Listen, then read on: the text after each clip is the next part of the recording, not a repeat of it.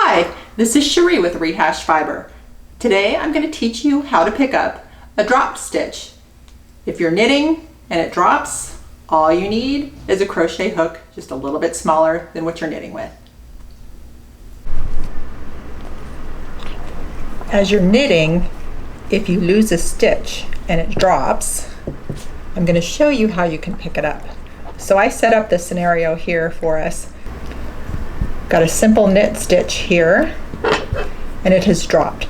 So what you want to do is take your crochet needle that's a little bit smaller than what you're working with. You need to go into that dropped stitch.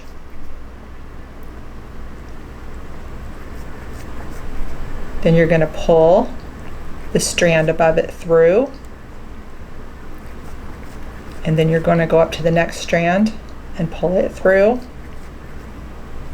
and up to the next strand. And that is how you pick up a dropped stitch. Now you can carry on. Thanks for watching and happy knitting!